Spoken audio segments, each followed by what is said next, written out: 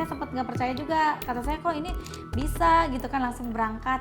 Kata dia tenang aja, katanya ini aman gitu kan, melalui jalur Filipina.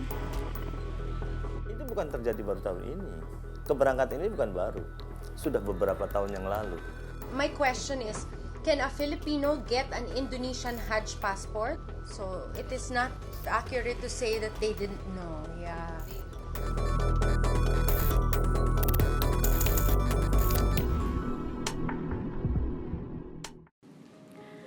Jatah kuota haji Indonesia hanya sekitar 160.000 orang beberapa waktu terakhir ini. Tidak heran kalau panjang antrean di Kementerian Agama sudah mencapai 3 juta orang dengan waktu tunggu keberangkatan ada yang mencapai lebih dari 20 tahun. Rupanya di luar sana ada saja yang berani menawarkan jalan lebih cepat. Dengan membayar hampir 200 juta, peminat bisa berangkat tahun ini juga. Inilah yang dialami 177 calon jamaah haji asal Indonesia yang ditangkap di Bandara Manila ketika hendak berangkat ke Tanah Suci dengan paspor Filipina. Mereka hendak diberangkatkan dengan menggunakan sisa kuota haji Filipina. Diduga sudah ada 700 orang Indonesia lainnya sudah berhasil tiba di Tanah Suci dengan menggunakan modus sama. Benarkah praktek ilegal ini sudah lama berlangsung namun sengaja didiamkan? Berikut penelusuran tim Realitas.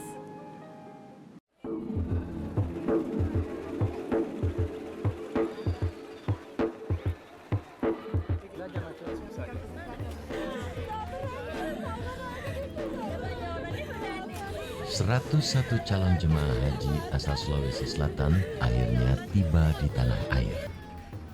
Niat pergi haji melalui negara tetangga, Filipina, ternyata justru membawa mereka dalam pusaran masalah. 168 calon jemaah haji yang berasal dari 13 provinsi dipulangkan kembali ke Indonesia karena berangkat haji lewat Filipina secara ilegal. Ini rumah jabatan.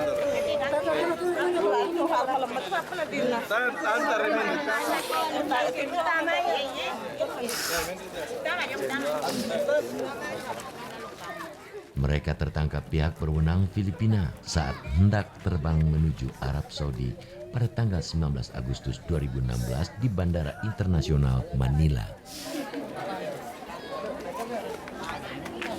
Otoritas Filipina curiga dengan rombongan haji asal Indonesia ini karena tidak bisa berbahasa Filipina.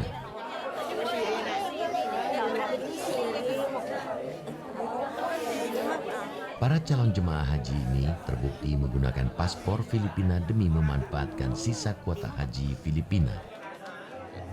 Saudara-saudara kita jemaah haji yang menjadi korban sebenarnya, menjadi korban penipuan. Jadi via Filipina sekarang sudah paham betul bahwa mereka bukan bagian dari penipuan, mereka justru menjadi korban dari penipuan. Hanya saja masih dibutuhkan beberapa orang menjadi saksi ya, sehingga belum dapat untuk segera pulang. Badan Reserse Kriminal Mabes Polri akhirnya melakukan penyidikan pada kasus haji ilegal melalui Filipina ini. Polisi meyakini adanya penipuan dan pelanggaran pidana yang melibatkan agen perjalanan haji di Indonesia. Intinya perorangan maupun travel yang terlibat di dalam kejadian ini, sepanjang ada keuntungan yang dia peroleh dari upaya penipuan yang menimpa korban 177 ini, akan diminta pertanggungjawaban secara umum.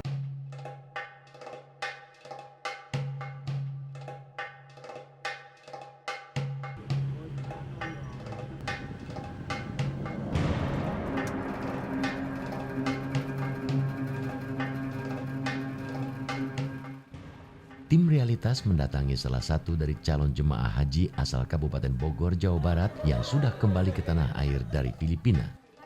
Kami bertemu dengan Evi Yulianti yang pulang ke tanah air tanpa pernah merasakan ibadah haji. Evi dan suaminya Anton Kapriatna menjadi calon jemaah haji yang terpaksa menelan pil pahit akibat tidak jadi beribadah haji. Gimana dulu nih, tapi saya sempat nggak percaya juga. Kata saya kok ini bisa gitu kan, langsung berangkat. Kata dia tenang aja, katanya ini aman gitu kan, melalui jalur Filipina karena kuota saya 7 bulan, baru 7 bulan daftarnya. 7 bulan lalu ditawarin ya ya? gitu, Karena setelah kuota. kejadian nih 7 bulan ke sini. Kata dia, kok bisa secepat itu gitu kan ya. Kata dia, sekarang mah yang penting ada duitnya langsung berangkat. Evi dan sang suami mengaku jadi korban dari Biro Travel Haji yang menawarkan naik haji tanpa perlu menunggu lama, apalagi sampai belasan tahun. Mereka akhirnya tergiur meski harus membayar lebih mahal dari ongkos naik haji resmi yang ditetapkan Kementerian Agama. Saya harganya semuanya beda-beda. Ada yang dari mulai 125 sampai ada yang 150 gitu. Kalau ibu sama suami berapa? Saya 125 karena saya langsung datang sendiri. Kalau orang lain kan beda-beda ini, jadi beda-beda daerah juga lebih Sama suami mahal. berarti jadi 2,5, Iya, 250 juta. iya. Evi bercerita, ia dan jemaah calon haji lain sempat menerima pengarahan dan pembekalan manasik haji sehari setelah sampai di Filipina atau pada tanggal 18 Agustus 2016. Manasik haji ini dipimpin seorang warga negara Filipina yang diduga menjadi koordinator penyelenggaraan haji lewat Filipina. Ini lagi manasikan, dia sempat ceramah juga Manasiknya di mana ini? di hotel. Di hotel di Filipina. Ya. Dia ngomong juga pakai bahasa Tagalog, saya juga nggak begitu ngerti. Makanya dia pas turun dari panggung dia bilang ke saya, maaf ya saya ngomong bahasa Tagalog karena ada pemerintahan Filipina. Dia bilangnya begitu sama suami saya Di tuh. sini di Manasik ini. Iya, Ada dia bilang. pemerintah. Ngomongnya ada pemerintahan Filipina, ada orang Filipina, dia bilang begitu. Tidak seperti Evi yang telah kembali ke kampung halaman, sang suami Anton masih harus berada di Filipina. Anton masih diperiksa sebagai saksi untuk membuktikan para jemaah calon haji adalah korban penipuan dan bukan bagian dari sindikat. Papa udah tahu belum kapan pulang gitu? Belum ada kabar kapan pulang karena masih proses yang diminta sama pemerintah Filipina aja belum dilakuin apa-apa, masih nunggu. Belum yang diminta untuk menjadi kesaksian tertulis itu belum apa-apa, masih nunggu kabar dari pemerintah Filipina. Ada teman-teman dipulangkan tuh yang 168, cuman kita yang 9 orang diminta untuk menjadi saksi di sini sebagai perwakilan teman-teman semua gitu. Berangkat haji lewat Filipina, seperti yang dilakukan Evi dan Anton, memang menjadi pilihan masyarakat yang ingin pergi haji tanpa mengikuti antrian bertahun-tahun. Diduga, praktek berangkat haji lewat Filipina ini telah berlangsung bertahun-tahun. Bahkan, sudah ada sedikitnya 500 orang Indonesia yang berhasil tiba di Tanah Suci lewat Filipina sebelum rombongan 177 WNI ditangkap otoritas negara Ferdinand Marcos itu.